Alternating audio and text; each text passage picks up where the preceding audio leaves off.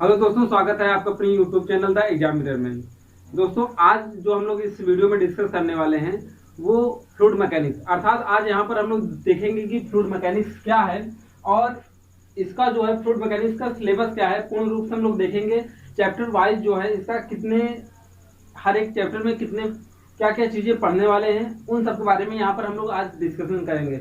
दोस्तों, यह जो सिलेबस बनाया गया है Gupta and Gupta, R S खुरमी और यहाँ पर आर अघोर जैसे किताबों में जो क्वेश्चन दिए गए हैं और प्रीवियस ईयर जो SSC JE RRB UP army जैसे कंपटीशन एग्जाम में जो क्वेश्चन पूछे गए हैं उन सबको ध्यान में रखते हुए सारे सिलेबस को डिजाइन किया गया है और उसी सिलेबस के आधार पर आपको यहाँ पर पढ़ाया जाएगा। तो दोस्तों, टाइम को ना गवाते हुए आइए हम लोग बात करते हैं यहाँ पर कि फ्लूइड मैकेनिक्स क्या है, इसका नाम फ्लूइड मैकेनिक्स क्यों पड़ा और था फ्लूइड मैकेनिक्स को कैटेगराइज करने की, क्लासिफिकेशन करने की आवश्यकता क्यों पड़ी। इन सब बातों पर पहले चर्चा करेंगे, फिर उसके बाद यहाँ पर देखेंगे कि सिलेबस क्या है, अर्थात हमें आगे आने वाले लेक्चर में क्या क्या चीज़ें पढ़नी होंगी, उन सब के सिलेबस के बारे में यहाँ पर डिस्कस करेंगे दोस्तों। और हाँ, फ्लूइड मैकेनिक्स आपको पूरा कंप्लीट कोर्स इसी चैनल द एग्जाम मिरर पर आपको मिलेगा और जो भी चीज़ें ये कंटेंट पढ़ाया जाता है सेम एज इट इज जो है इसका पीडीएफ आपको the exam mirror Telegram channel पर पीडीएफ के रूप में प्राप्त हो जाएगा।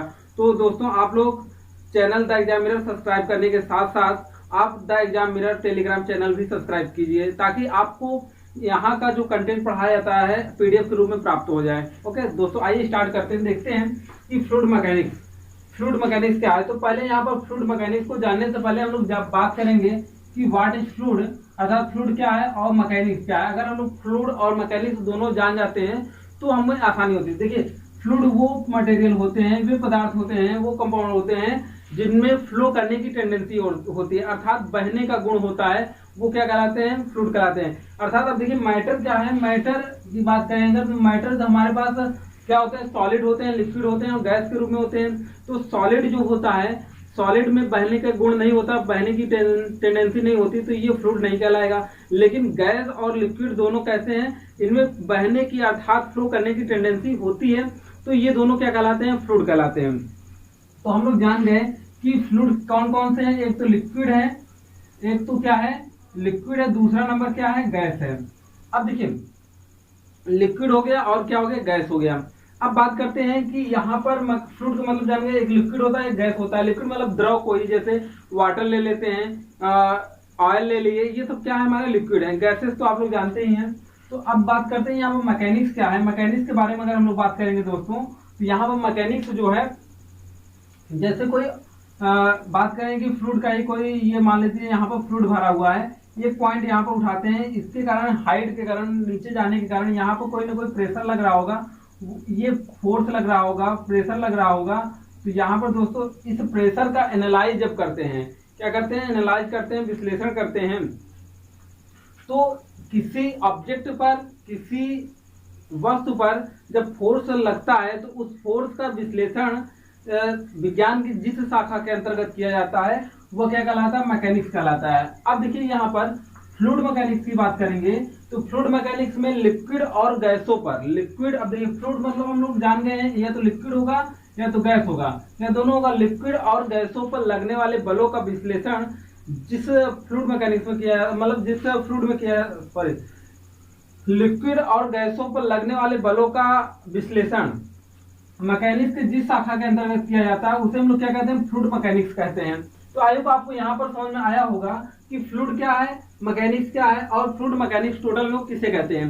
अब देखिए, फ्लूइड के आधार पर ये लिक्विड है और गैस है, तो लिक्विड को, अगर लिक्विड पर फोर्स का एनालिसिस कर रहे हैं, लिक्विड पर फोर्स का एनालिसिस कर रहे हैं, तो वो क्या कहलाएगा, लिक्विड मैकेनिक्स कहलाएगा। और गैस पर अगर हम लोग कर रहे हैं तो क्या कहलाएगा, गैस मैकेनिक्स कहलाएगा। अब देखिए, लिक्विड मैकेनिक्स को, लिक्विड जो होता है उसे हम लोग हाइड्रो के नाम से भी जानते हैं, तो यहाँ पर ये क्या कहलाएगा, हाइड्रो मैकेनिक्स। क्या कहलाएगा, लिक्विड को हम लोगों ने क्या नाम दिया, हाइड्रो मैकेनिक्स, तो ये हाइड्रो मैकेनिक्स हो गया। हाइड्रो मैकेनिक्स को हम लोग हाइड्रोलिक्स के नाम से जानते हैं। तो आपका ये हाइड्रोलिक्स एक किताब ही है, तो उसी का हम लोग यहाँ पर स्टडी करेंगे, तो ये क्या हो जाएगा, हमारा हाइड्रोलिक्स कहलाएगा। अर्थात हम लोग लिक्विड मैकेनिक्स ही है बात, हाइड्रो मैकेनिक्स और हाइड्रोलिक्स तीनों एक ही बात है। अब देखिए यहाँ पर गैस मैकेनिक्स को हम लोग यहाँ पर किस नाम से जानते हैं, न्यूमेटिक्स। किस नाम से जानते हैं, न्यूमेटिक्स।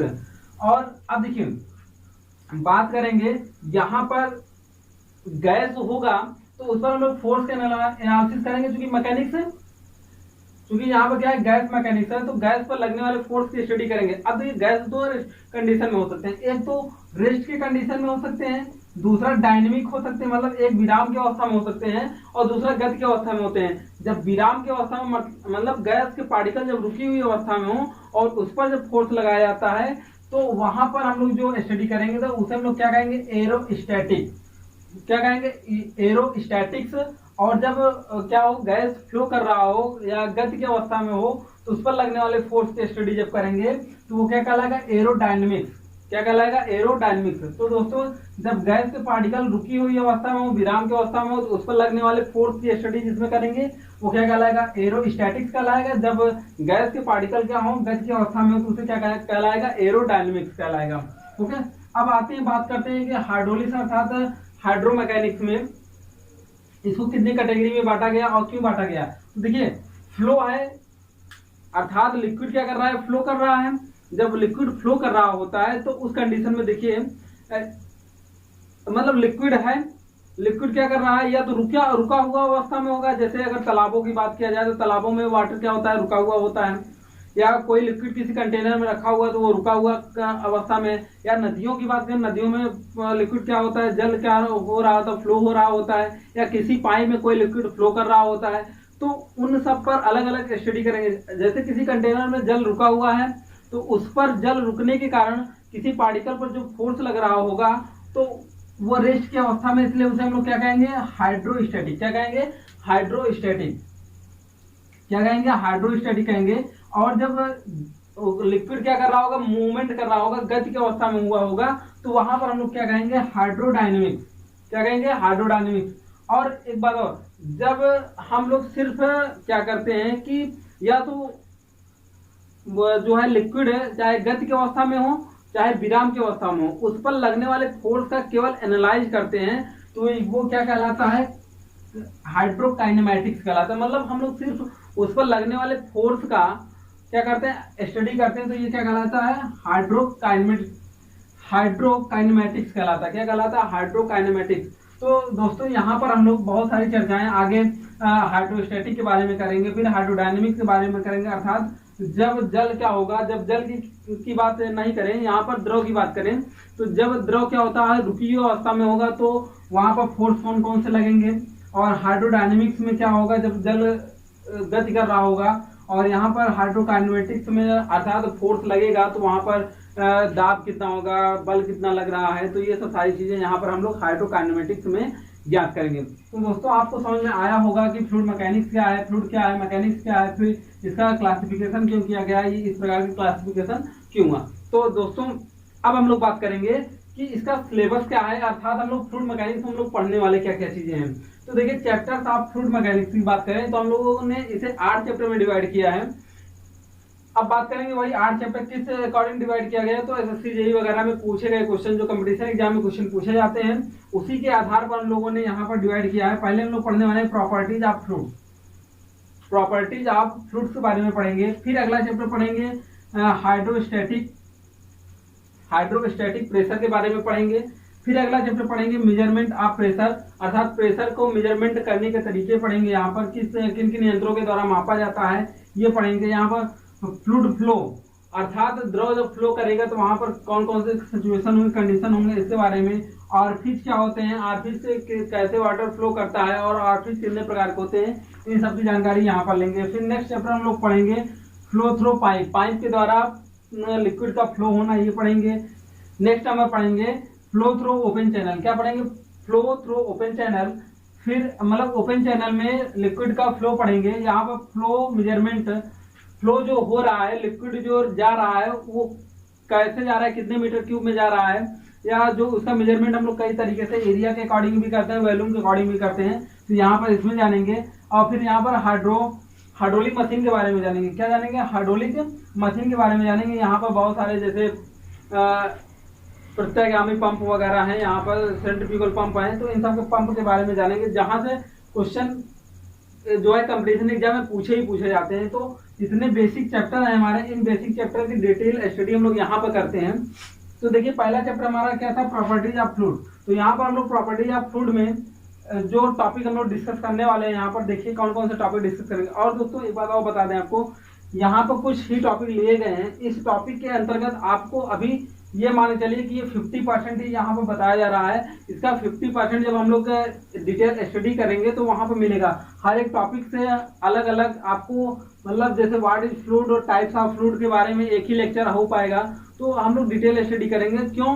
क्योंकि यहाँ से बहुत सारे क्वेश्चन बनते हैं और कोई क्वेश्चन छूट के जाने ना पाए। अगर हम लोग फ्लूइड मैकेनिक्स पढ़ लेते हैं तो कोई भी क्वेश्चन छूट के जाना नहीं चाहिए। इस प्रकार से हम लोग पढ़ेंगे। तो आइए दोस्तों डिस्कस करते हैं कि कौन कौन से टॉपिक हम लोग पढ़ेंगे मेनली। तो प्रॉपर्टीज ऑफ फ्लूइड में हम लोग पढ़ेंगे व्हाट इज फ्लूइड, फ्लूइड क्या है, इन सब के बारे में जानकारी लेंगे। और टाइप्स ऑफ फ्लूइड के बारे में देखेंगे कि फ्लूइड कितने प्रकार के होते हैं। फिर जानेंगे कि आइडियल फ्लूइड क्या होता है, रियल फ्लूइड क्या होता है। अर्थात फ्लूइड में ध्यान दीजिए, आइडियल फ्लूइड में हम लोग लिक्विड, आइडियल लिक्विड क्या होते हैं उनके बारे में जानेंगे। रियल लिक्विड क्या होते हैं उनके बारे में जानेंगे। यहाँ से बहुत सारे इंपॉर्टेंट ये टॉपिक है, यहाँ से क्वेश्चन पूछा जाता है। जैसे बिंघम फ्लूइड क्या है, हाँ, थिक्सोट्रॉपिक फ्लूइड क्या है, इन सब के बारे में बहुत सारे क्वेश्चन पूछे जाते हैं। तो यहाँ पर हम लोग वही पढ़ेंगे। और साथ साथ में आइडियल गैस क्या है, रियल गैस क्या है, इन सब के बारे में पढ़ेंगे। बायल चार्ल्स लॉ के बारे में पढ़ेंगे। तो इन सब के बारे में पढ़ेंगे। अब देखिए फ्लूइड पर क्या होता है, effect of temperature and pressure, मतलब फ्लूइड पर टेम्परेचर और प्रेशर का क्या इफेक्ट पड़ता है, इनके बारे में पढ़ेंगे। डेंसिटी का क्या प्रभाव पड़ता है, अर्थात डेंसिटी क्या होती है, किसी रियल फ्लूइड की या आइडियल फ्लूइड की डेंसिटी क्या होती है, उसके बारे में जानेंगे। फिर specific weight and specific gravity and specific volume के बारे में जानेंगे। किसमें, आइडियल फ्लूइड में भी जानेंगे। आइडियल फ्लूइड का मतलब है कि लिक्विड में भी जानेंगे और गैस में भी जानेंगे। कंप्रेसिबिलिटी जानेंगे दोनों में, गैस में और फ्लूइड, गैस में जानेंगे और किस में जानेंगे, यहाँ पर लिक्विड में जानेंगे। फिर वेपर प्रेशर क्या होता है, ये सब सारी चीजें और बहुत सारे पॉइंट इसमें हैं, हम लोग डिस्कस करेंगे। फिर उसके बाद आप देखिए टेम्परेचर कन्वर्जन जानेंगे। टेम्परेचर कन्वर्जन मतलब डिग्री सेंटीग्रेड क्या होता है, फ़ारेनहाइट, केल्विन, र्यूमर और रैंकाइन के बारे में जानेंगे। ये कैसे बने, इनका नाम ऐसा क्यों आया कि सेंटीग्रेड पड़ा, फ़ारेनहाइट, केल्विन, र्यूमर, रैंकाइन क्यों हुआ, और इसके कन्वर्जन के बारे में जानेंगे। और यहाँ से मोस्ट इंपॉर्टेंट क्वेश्चन पूछे जाते हैं, उसके बारे में यहाँ पर हम लोग इस पॉइंट पर डिस्कस करने वाले हैं। ठीक है, तो ये हम लोगों का पहले चैप्टर का सिलेबस चल रहा है दोस्तों। अब यहाँ पर आगे हम लोग जानेंगे कि न्यूटन फ्लूइड क्या, न्यूटोनियन फ्लूइड क्या होते हैं, और जानेंगे नॉन न्यूटोनियन फ्लूइड क्या होते हैं। जो बहुत ही एग्जाम के दृष्टिकोण से देखा जाए तो ये पॉइंट बहुत ही दृष्टिकोण होता है, इसको जितने स्टार दिए जाए उतने कम है। यहाँ से हर एक कंपटीशन एग्जाम में जो है कहीं न कहीं क्वेश्चन आपको देखने को मिल ही जाता है।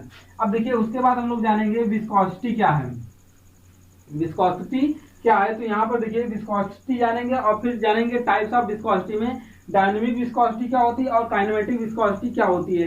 इन सब के बारे में यहाँ पर यूनिट कन्वर्जन बहुत अच्छे तरीके से, यहाँ पर यूनिट से भी क्वेश्चन आपको फंसा देते हैं। तो यहाँ पर यूनिट कन्वर्जन हम लोग देखेंगे, फिर देखेंगे विस्कोसिटी क्या है, फिर डायनेमिक विस्कोसिटी और काइनेमेटिक विस्कोसिटी हम लोग देखेंगे। ये हमारा रहा पहला जो है पहला चैप्टर।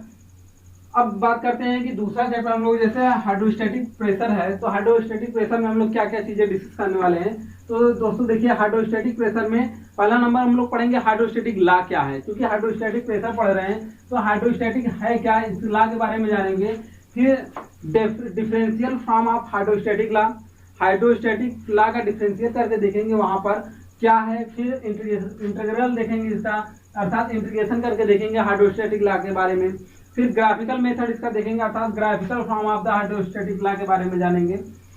फिर देखेंगे आगे व्हाट इज प्रेशर, प्रेशर क्या है, टोटल प्रेशर के बारे में जानेंगे।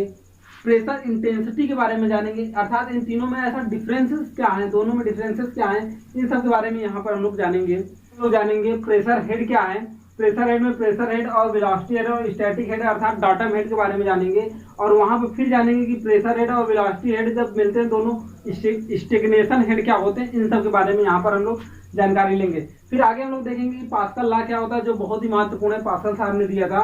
उस ये लिक्विड के पास्कल लॉ कैसे लागू होता है, अर्थात स्टैटिक लिक्विड की बात करेंगे। यहाँ पर जो टॉपिक अभी हम लोग डिस्कस कर रहे हैं वो सारे स्टैटिक लिक्विड की ही बात कर रहे हैं। Draw the pressure diagram, pressure diagram draw करेंगे और वहां पर देखेंगे हर एक प्रेशर डायग्राम के अलग अलग जो है स्थितियों में कैसे कैसे इसके डायग्राम बनते हैं और यहाँ पर कैसे क्वेश्चन को फ्रॉम क्वेश्चन कैसे फ्रेम होते हैं इसके बारे में हम लोग देखेंगे। अब देखिए यहाँ पर टोटल प्रेशर के बारे में देखेंगे। टोटल प्रेशर जो होते हैं कि कोई जैसे लिक्विड भरा हुआ है, जैसे आप लोग डायग्राम में देख रहे हैं same as it is liquid भरा हुआ होगा और उस कंडीशन में हम लोग हॉरिजॉन्टल प्लेन के बारे में देखेंगे, वर्टिकल प्लेन सरफेस के बारे में देखेंगे और इंक्लाइन प्लेन सरफेस होगा तो वहां पर हम लोग टोटल प्रेशर कैसे निकालेंगे ये देखेंगे। फिर देखेंगे सेंटर ऑफ ग्रेविटी अर्थात सीओजी निकालेंगे, सेंटर ऑफ प्रेशर निकालेंगे, ठीक है। तो ये सीओजी एंड सीओपी जो बहुत ही इंपॉर्टेंट क्वेश्चन है, यहाँ पर आपसे एग्जाम में पूछता है और इसे कैसे कैलकुलेट करते हैं इन सब के बारे में बात करेंगे। यहाँ पर फिर resultant pressure on masonry dam अर्थात किसी मेसनरी डैम जो चिनाई डैम होता है वहां पर प्रेशर किस प्रकार से कार्य करता है और कैसे हम लोग कैलकुलेट करेंगे, उसका रिजल्टेंट प्रेशर कैसे निकालेंगे, यहाँ पर ये टॉप पॉइंट बात करेंगे।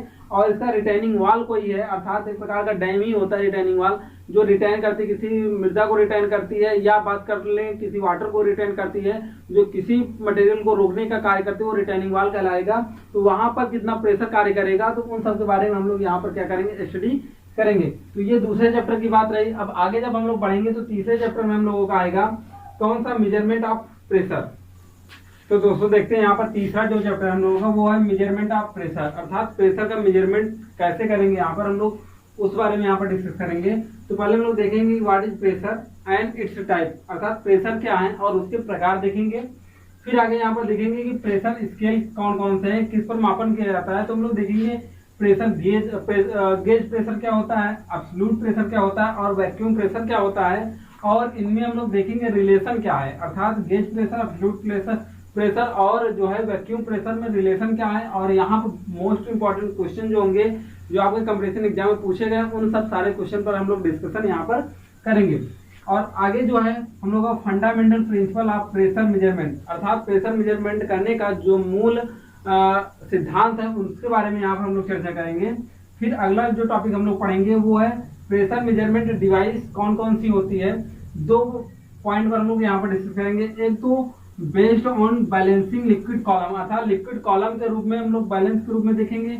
दूसरा देखेंगे कि based on balancing spring and dead weight अर्थात हम लोग स्प्रिंग पर डेड वेट के कारण यहाँ पर देखेंगे अर्थात जैसे कोई स्प्रिंग यहाँ पर होगी, स्प्रिंग ऐसे होगी, यहाँ पर वेट को लटकाएंगे तो इसके आधार पर वेट अर्थात यहाँ पर लिक्विड को लटकाया जाएगा।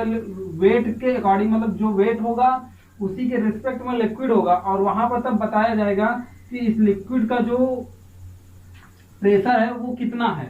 तो यहाँ पर इस बेस पर बताया जाएगा। और जो यहाँ पर बैलेंसिंग लिक्विड कॉलम के रूप में जो होगा कि कोई यू आकार की नली होगी, इसमें हम लोग क्या भर देंगे, कोई एक मटेरियल भर देंगे, कोई लिक्विड भर देंगे और दूसरा लिक्विड जिसका प्रेशर मेजरमेंट करना होगा यहाँ पर ऐसे, तो वो क्या कहलाएगा, पीजोमीटर कहलाएगा। और U2 मैनोमीटर जैसे U टाइप का है तो U2 मैनोमीटर कहलाएगा। और सिंगल कॉलम या वेल टाइप मैनोमीटर इस सब के टाइप पढ़ेंगे और इंक्लाइंड U2 मैनोमीटर के बारे में जानेंगे। और डिफरेंशियल मैनोमीटर क्या होता है अर्थात differential U2 manometer, differential single column manometer, इन सब के बारे में यहाँ पर हम लोग जानकारी एकत्रित करेंगे। तो अगला जो चैप्टर हम लोगों का होता है और वो क्या है, हम लोगों का फ्लूइड फ्लो है अर्थात लिक्विड का फ्लो होना है यहाँ पर। इसके बारे में इसमें हम लोग कौन कौन से टॉपिक चर्चा करेंगे। यहाँ पर देखिए basic principle of liquid law, liquid जो है फ्लो होने पर कौन कौन से बेसिक प्रिंसिपल अप्लाई होंगे उन सब के, जैसे यहाँ पर बर्नौली थ्योरम होगा, हाँ, तो और पास्कल लॉ, इन सब के बारे में यहाँ पर जो चर्चा करेंगे। तो यहाँ पर अब कौन कौन से यहाँ पर देखिए पॉइंट्स हम लोग इसमें स्टडी करेंगे। तो पहला नंबर स्टडी करेंगे principle of conversion of mass law अर्थात जब कोई लिक्विड फ्लो हो रहा होगा तो एक क्रॉस सेक्शन, जैसे मान लेते हैं ये कोई पाइप होगा तो जितना लिक्विड जितना मास यहाँ से पास होगा उतना ही मास यहाँ से क्या होगा, आउट हो जाएगा, बाहर हो जाएगा। तो ये क्या होता है कि मास जो है अर्थात द्रव्यमान को ना तो उत्पन्न किया जा सकता और ना ही नष्ट किया जा सकता है। अब क्रॉस सेक्शन चाहे जो रख दिया जाए तो जितना मास एंट्री किया है उतना ही मास क्या होगा, लिक्विड का बाहर आएगा।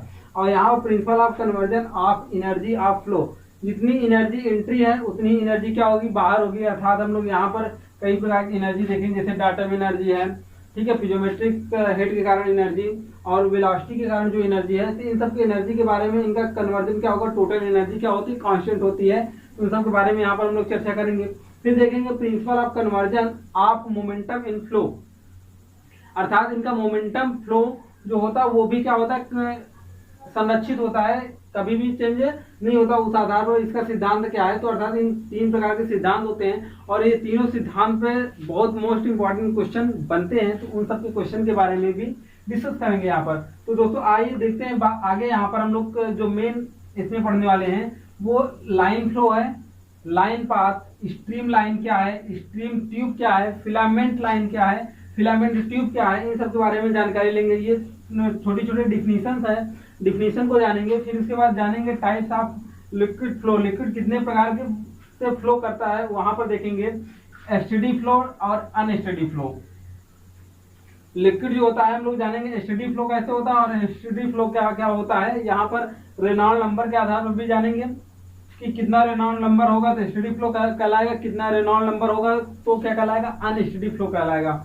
फिर हम लोग जानेंगे लैमिनार फ्लो और टर्बुलेंट फ्लो क्या होता है, ये भी जो है रेनॉल्ड नंबर के आधार पर ये डिस्कस करेंगे। फिर बात करेंगे uniform and non uniform flow के बारे में डिस्कस करेंगे। फिर रोटेशनल एंड इरोटेशनल नंबर के बारे में डिस्कस करेंगे, मतलब रोटेशनल और इरोटेशनल फ्लो के बारे में डिस्कस करेंगे। और यहाँ पर हम लोग 2 पॉइंट पर डिस्कस करेंगे, एक वर्टेक्स फ्लो के बारे में जानकारी लेंगे, पहला नंबर एक वर्टेक्स फ्लो और दूसरा नंबर फोर्स वर्टेक्स फ्लो के बारे में जानकारी लेंगे। एक वर्टेक्स फ्लो जानेंगे, दूसरा क्या जानेंगे, फोर्स वर्टेक्स फ्लो के बारे में जानकारी हम लोग यहाँ पर देखेंगे। और ये यहाँ से बहुत अच्छे अच्छे क्वेश्चन बनते हैं और यहाँ से बहुत अच्छे अच्छे न्यूमेरिकल बनते हैं। जैसे वर्टेक्स फ्लो के बारे में जानकारी कि जैसे बेसिन में जो पानी जाता है तो वो क्या होता है कि राउंड करते हुए जाता है, तो वो क्या कहलाएगा, वर्टेक्स फ्लो कहलाएगा। जैसे बाउंडर का बनना वर्टेक्स फ्लो है।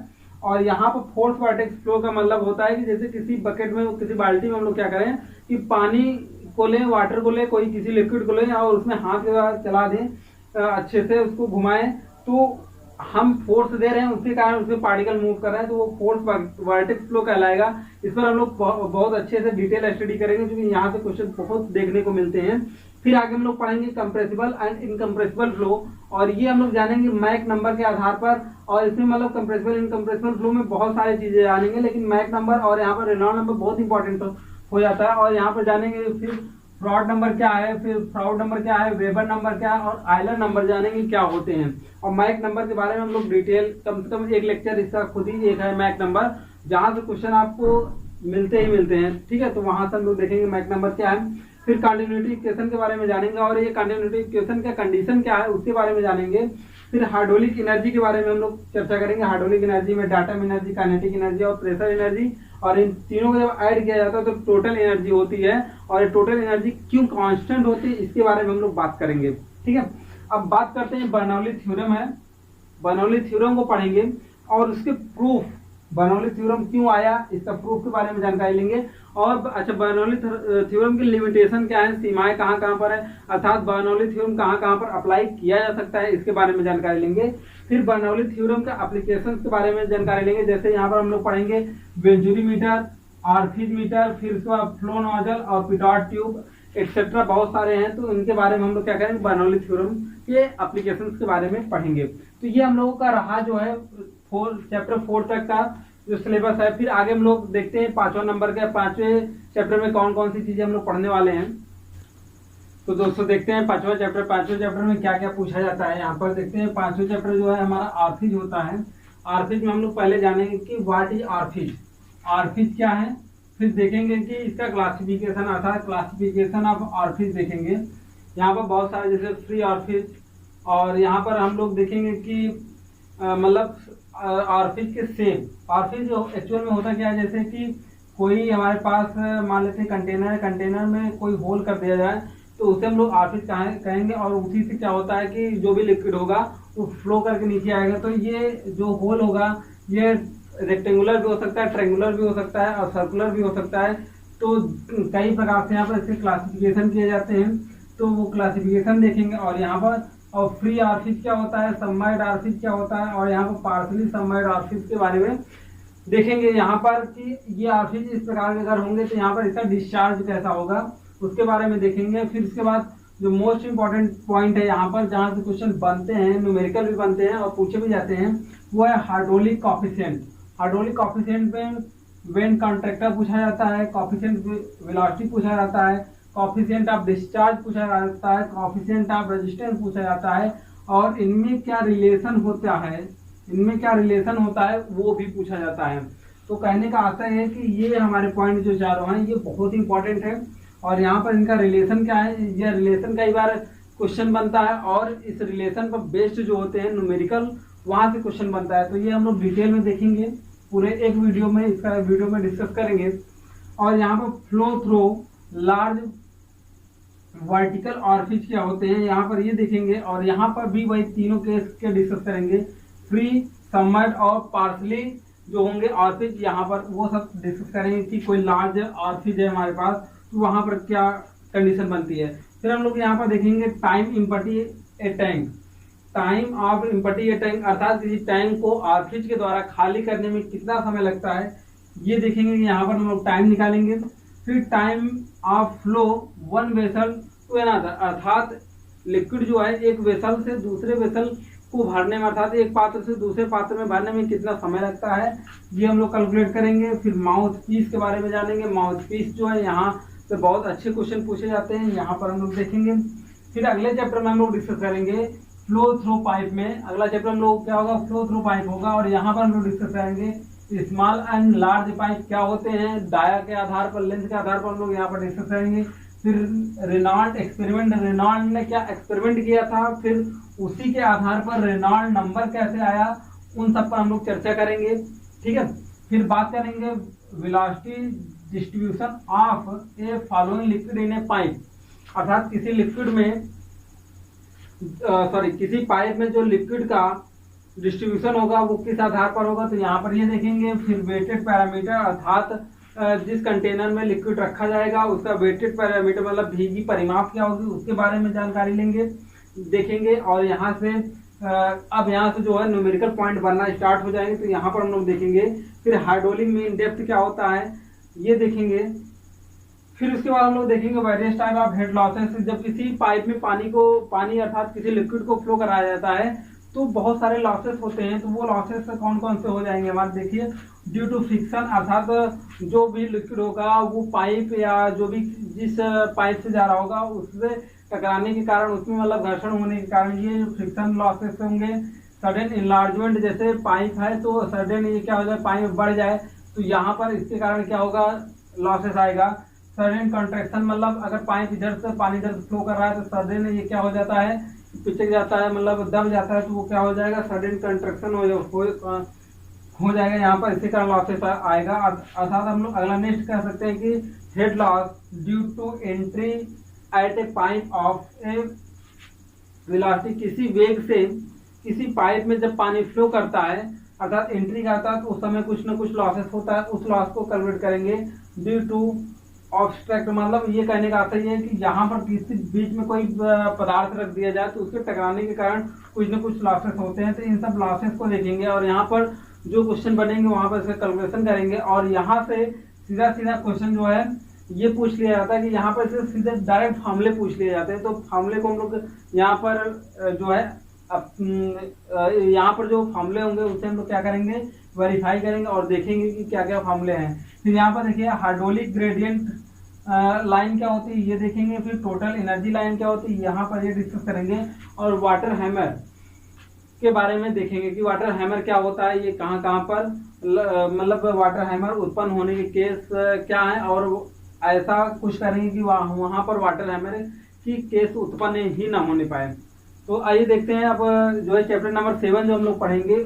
अब देखिए चैप्टर नंबर 6 जो पढ़े फ्लो थ्रू पाइप, पाइप में पानी का फ्लो अर्थात किसी लिक्विड का फ्लो था, और यहाँ पर जब ओपन चैनल में किसी लिक्विड का फ्लो होगा तो वहाँ पर कौन कौन से व्हाट इज चैनल, पहले चैनल के बारे में जानेंगे। फिर स्पेसिफिक इनलार्जमेंट स्पेसिफिक हेड के बारे में जानेंगे। फिर क्लासिफिकेशन ऑफ चैनल, चैनल का क्लासिफिकेशन ये भी कई जो है क्लास सेक्शन के आधार पर किया गया तो इसको वो जानेंगे हम लोग। फिर यहाँ पर जानेंगे difference between pipe and channel, pipe और चैनल में क्या डिफरेंसेस हैं वो हम लोग जानेंगे। फिर चेजी फार्मूला क्या है, इसका एप्लीकेशन करेंगे, पूरा फार्मूले के बारे में जानेंगे, मैनी फार्मूला कहाँ पर एप्लीकेबल है, कहाँ पर नहीं है, इन सब के बारे में हम लोग देखेंगे। दोस्तों अब बात करते हैं मोस्ट इकोनॉमिकल सेक्शन। यहाँ पर मोस्ट इकोनॉमिकल सेक्शन में जैसे हम लोग बात करेंगे कि रेक्टेंगुलर सेक्शन होगा, ट्रेपेजॉइडल होगा, तो इनमें से कौन कितनी लंबाई चौड़ाई कितनी ऊंचाई लिया जाए कि वो मोस्ट इकोनॉमिकल हो, तो उन सब के बारे में यहाँ पर हम लोग क्या करेंगे, डिजाइन करने वाले हैं। तो अब बढ़ते हैं आगे अगले चैप्टर नंबर 8 पे, फ्लो मेजरमेंट। फ्लो मेजरमेंट में हम लोग बात करेंगे पहले measurement of flow area. Area के आधार पर फ्लो का मेजरमेंट करेंगे यहाँ पर। तो यहाँ पर दो प्रकार से हम लोग कर सकते हैं, दो मेथड से कर सकते हैं। सिंपल सेगमेंट मेथड अर्थात खंडों में विभाजित करके, दूसरा होता है सिम्पसन रूल मेथड से हम लोग यहाँ पर कर सकते हैं। तो दोनों मेथड यहाँ पर देखेंगे और दोनों मेथड पर हम लोग न्यूमेरिकल लगाएंगे और दोनों मेथड क्या होते हैं इन सब के बारे में यहाँ पर डिस्कस करेंगे। ओके, अब बात करते हैं measurement of average velocity of flow, अर्थात एवरेज वेलोसिटी के आधार पर हम लोग मापन करेंगे, मेजरमेंट करेंगे।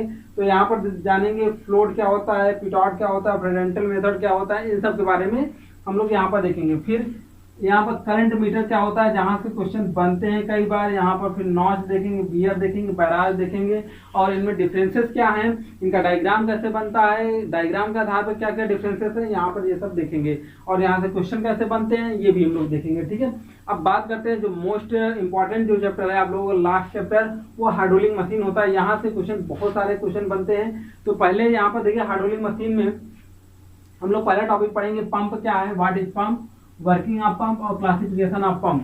3 पॉइंट हमारे यही बन जाते हैं कि पंप क्या है और पंप वर्क कैसे करता है, और तीसरा नंबर है classification of pump. Classification of pump में यहाँ पर रेसिप्रोकेटिंग पंप पढ़ेंगे, फिर उसके बाद रोटेटरी पंप पढ़ेंगे, सेंट्रीफ्यूगल पंप और प्रोपेलर पंप के बारे में जानेंगे। और यहाँ पर इसके कंस्ट्रक्शन के बारे में पूर्ण रूप से कैसे कंस्ट्रक्शन होता है, वर्क कैसे करता है, और जब वर्क करे तो यहाँ पर कौन कौन से फोर्स अप्लीकेबल होंगे, vertex flow, non vertex flow के बारे में जानकारी लेंगे। यहाँ पर बहुत सारी चीजें हैं यहाँ पर जानने के लिए। फिर बात करेंगे कि टरबाइन क्या है, फिर बात करेंगे पंप और टरबाइन में डिफरेंसेस क्या हैं, फिर क्लासिफिकेशन ऑफ टरबाइन देखेंगे, यहाँ पर इम्पल्स टरबाइन, रिएक्शन टरबाइन और फ्रांसिस और कैपलन टरबाइन के बारे में जानेंगे और यहाँ पर पूरे कंस्ट्रक्शन सहित डायग्राम सहित देखेंगे। फिर जब बात करेंगे यहाँ पर हाइड्रोलिक जैक क्या होते हैं, फिर इसके बाद इफिशियंसी इनकी कितनी होती है, इन सब के बारे में जानकारी लेंगे। तो दोस्तों ये रहा आप लोगों का जो है हाइड्रोलिक्स अर्थात फ्लूइड मैकेनिक्स का सिलेबस। और ये सिलेबस आपको पूर्ण रूप से क्या जो इसमें कुछ इंपॉर्टेंट पॉइंट थे उन्हीं पॉइंट को यहाँ पर डिस्कस किया गया है। ये मान के चलिए अभी 50% आप लोगों का लिखना इसमें बाकी रह गया, मतलब आपको बताना बाकी रह गया है। तो जब हम लोग इसे डिटेल में पढ़ेंगे हर एक लेक्चर वाइज, तो वहाँ पर बहुत सारी चीजें अभी 50% प्लस आपको मिलेंगी। तो दोस्तों एक तरफ से पढ़ने के लिए आप लोग इस हाइड्रोलिक्स को अच्छे से पढ़ने के लिए चैनल को जरूर सब्सक्राइब करें, क्योंकि इसी के बाद से जो है प्रॉपर वीडियो आपको मिलने लगे, लेक्चर 1 2 3 4 5 ऐसे करके मिलेगी। तो आप लोग प्रॉपर लेक्चर देखते रहिए और चैनल को सब्सक्राइब कर लीजिए, नहीं तो कोई वीडियो आप तक पहुंचेगी और कोई वीडियो आप तक नहीं पहुंचेगी। तो मिलते हैं आप पहले लेक्चर में हाइड्रोलिक्स के।